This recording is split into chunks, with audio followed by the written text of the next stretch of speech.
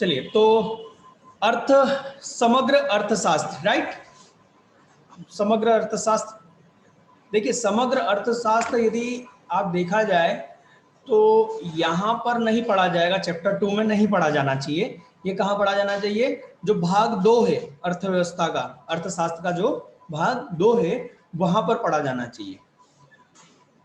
पर क्या है कि हम इसी के साथ इसलिए पढ़ रहे हैं ताकि अभी हमको अच्छे से समझ में आ जाए, राइट।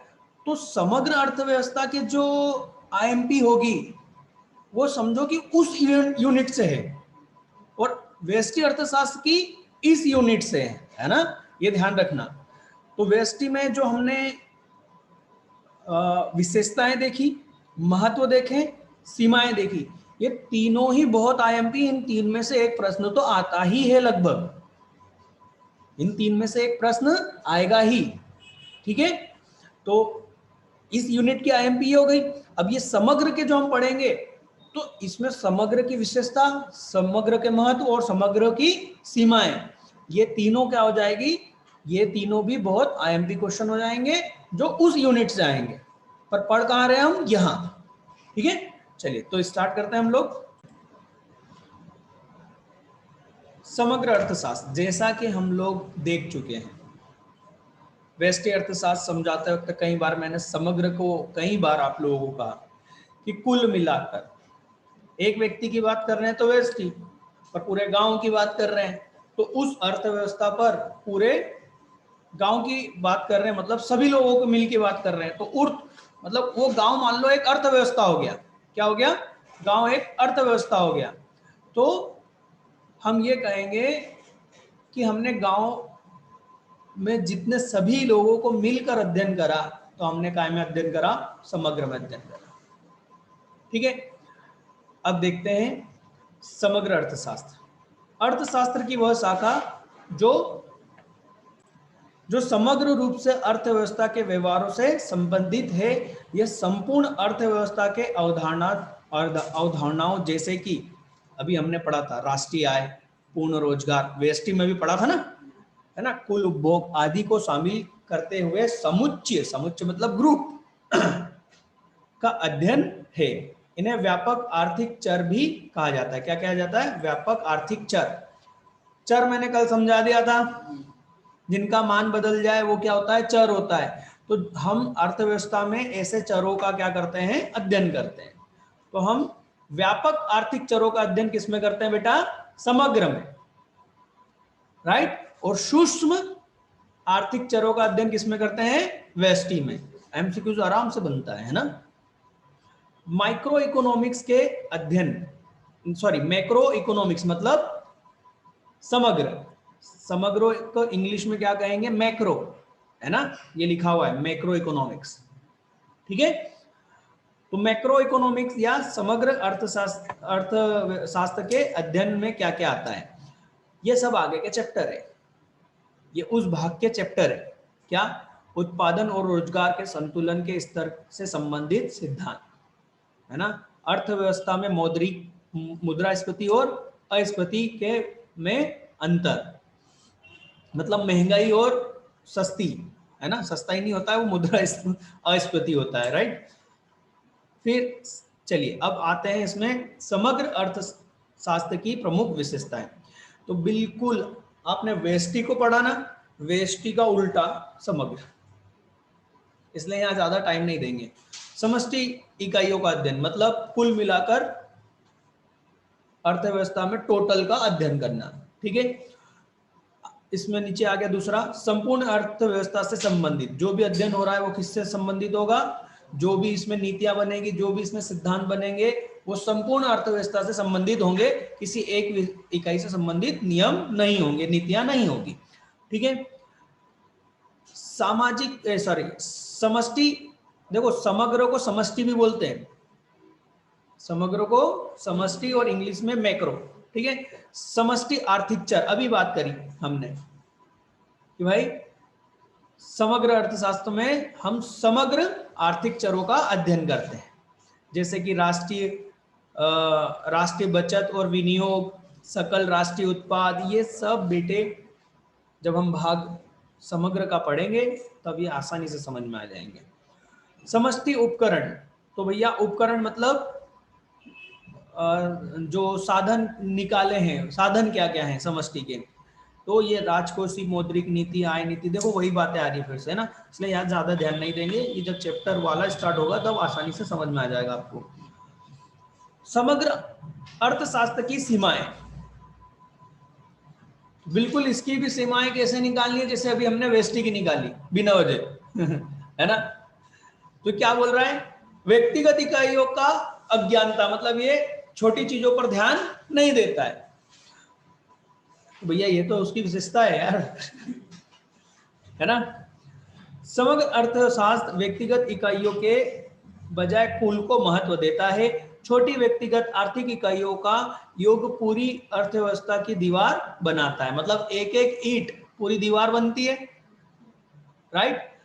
पूरी अर्थव्यवस्था की व्यक्तिगत इकाई की अर्थव्यवस्था पर निर्भर करती है, मतलब पूरी अर्थव्यवस्था किस पर निर्भर करती है, एक ईंट पर। पूरी दीवार किस पर निर्भर करती है, एक एक ईंट जुड़कर, है ना। इस प्रकार छोटी व्यक्तिगत इकाई नींव की भूमिका निभाती है, जिन्हें समग्र आर्थिक विश्लेषणों में नजरअंदाज कर दिया जाता है। समझ में आ रही बात। चलो, निष्कर्ष व्यवहारिक नहीं है, इसके भी निष्कर्ष व्यवहारिक नहीं है ना। व्यापक आर्थिक विश्लेषण निकाले गए निष्कर्ष भ्रामक है। उदाहरण के लिए, यदि सामान्य मूल्य सूचकांक संख्या अपरिवर्तित है, ओ भगवान सर ये है क्या। आप लोग अक्सर न्यूज में सुनते होंगे कि महंगाई दर इतनी बड़ी, है ना। कभी ये सुना होगा कि इस बार महंगाई दर कंट्रोल में है, नियंत्रित है, मतलब कि ज्यादा कुछ बढ़ा नहीं है। तो जो महंगाई दर जो निकाल रहे हैं वो संपूर्ण के रूप से बता रहे हैं, मतलब संपूर्ण चीजों को ले रहे हैं, जिसमें सब कुछ आ गया।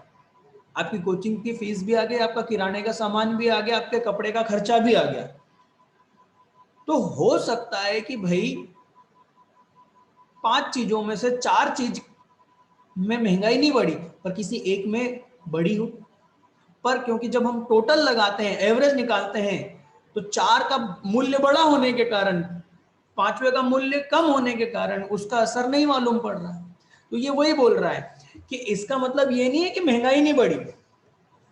आपने कहा कि महंगाई दर इस साल नियंत्रित रही, तो इसका मतलब ये नहीं कि सभी चीजों में नियंत्रित रही। कुछ तो ऐसे थे जो बहुत महंगे हो चुके थे, परंतु उसका टोटल में कोई प्रभाव नहीं था, क्योंकि वो अपने आप में एक छोटी इकाई थी। तो ये वही बात कह रहा है। समझ में आ रही बात। चलिए आगे। समुच्चय का मापन कठिन, मतलब हम बात तो कर रहे हैं कि टोटल निकालना चाहते हैं, पर सही बात यह है कि टोटल का निर्धारण, समग्र का निर्धारण करना इतना आसान नहीं है, ठीक है। समुच्चय मापन स्वयं कुछ मामलों में गंभीर समस्याओं को प्रस्तुत करता है। हाल के वर्षों में सांख्यिकी तकनीकों में कई सुधारों के बावजूद समुच्चय के विश्वसनीय उपाय प्राप्त करना संभव नहीं है, मतलब इनका रिजल्ट निकालना इतना आसान नहीं है। यह अर्थव्यवस्था के सभी क्षेत्रों को प्रभावित नहीं कर सकता। समग्र अर्थशास्त्र के सिद्धांत या विश्लेषण अर्थव्यवस्था के सभी क्षेत्रों को प्रभावित नहीं कर सकते। उदाहरण के लिए, कीमतों में सामान्य वृद्धि समुदाय में सभी वर्गों को समान तरीके से प्रभावित नहीं कर सकती। बेटा देखो, एक व्यक्ति के लिए हो सकता है, जैसे अभी पेट्रोल के भाव बढ़ रहे हैं, डीजल के भाव बढ़ रहे हैं, 2 रुपए पेट्रोल का भाव बढ़ा, अपने को ज्यादा फर्क नहीं पड़ेगा। क्यों? क्योंकि अपन पेट्रोल यूज ही कितना करते हैं, महीने में 4 या 5 लीटर। तो 2 रुपए भी बढ़ा तो कितना हुआ, 10 रुपए महंगा। कौन सा 10 रुपए बहुत भारी पड़ गया। पर यही बात किसके लिए, जो चला रहे हैं ट्रांसपोर्ट, ट्रक चला रहे हैं बेचारे, बस चला रहे हैं, उनके लिए ये तो बहुत भारी हो गया, क्योंकि वो महीने में कितने 100 लीटर क्या कर देते होंगे, वो यूज करते होंगे। तो उनके लिए तो ये सीधे 4-5 हजार 10 हजार शायद हो गया, तो उनकी तो कमाई गई। हाँ है ना। तो ये वही बात बोल रहा है। समझ में आ रही है ना। ये एग्जांपल याद रखना और फिर पढ़ना इसको। कुछ खंड दूसरों की तुलना में अधिक प्रतिकूल रूप से प्रभावित हो सकते हैं। जैसे खाना महंगा हो गया, अनाज महंगा हो गया, तो एक अमीर को क्या फर्क पड़ेगा। फ्रूट्स महंगे हो गए, फल महंगे हो गए, तो एक अमीर को क्या फर्क पड़ेगा। भाई 40 का 50 रुपए किलो हो गया, वो तो ले लेगा, पर एक गरीब पहले भी नहीं ले सकता था और अब तो वो सपना ही देखना छोड़ देगा। ये वो बात हो रही है कि अलग अलग प्रभाव पड़ता है ना, सब पर एक जैसा प्रभाव नहीं पड़ता है। कुछ उद्योगों को दूसरों की तुलना में अधिक लाभ मिल सकता है। ठीक, तो यहां से आप क्या कर सकते हैं, एप्लीकेशन को डाउनलोड कर सकते हैं, ये यहां पर दिया हुआ है। ठीक है, अब आ जाओ व्यष्टि समग्र और व्यष्टि और समग्र में अंतर, जो कि अभी तक इस विषय में जितना भी हमने पढ़ा चैप्टर 2 में, उन सभी का किंग क्वेश्चन है ये। कौन सा? वो सब क्या है, इसके नीचे है, जितने भी हमने आईएमपी देखे, बहुत ही ज्यादा से भी ज्यादा आईएमपी क्वेश्चन है इन दोनों में अंतर।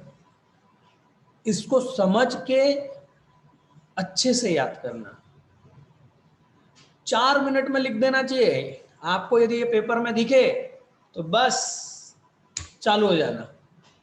ठीक है, तो दोनों में अंतर समझ के भी करना, क्योंकि यदि आपको कुछ याद नहीं है, मान लो आप भूल जाते हो समग्र क्या है, व्यष्टि क्या है, तो आप तो बस क्या करना, यदि व्यष्टि के बारे में कुछ बोला है तो व्यष्टि की लाइन में जो जो आ रहा है एक एक पैराग्राफ में लिख देना।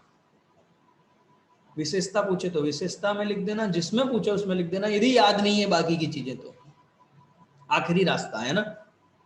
और समग्र का पूछे तो ये सारी चीजें लिख देना। ठीक, यहाँ पर मैं मानता हूं कि ये कंप्लीट हो जाएगा, क्योंकि मैंने सब कुछ समझाया हुआ है अच्छे से बेटा, है ना, इसलिए मैं इस अंतर को पढ़ के नहीं बता रहा हूँ। हालांकि बहुत ही महत्वपूर्ण है, ये बता चुका हूँ। आप इसको कल पढ़ के देखिए, कल बताइएगा, यदि कोई प्रॉब्लम है तो अपन इसको सॉल्व कर लेंगे। ठीक है, मेरे ख्याल से प्रॉब्लम नहीं आएगी।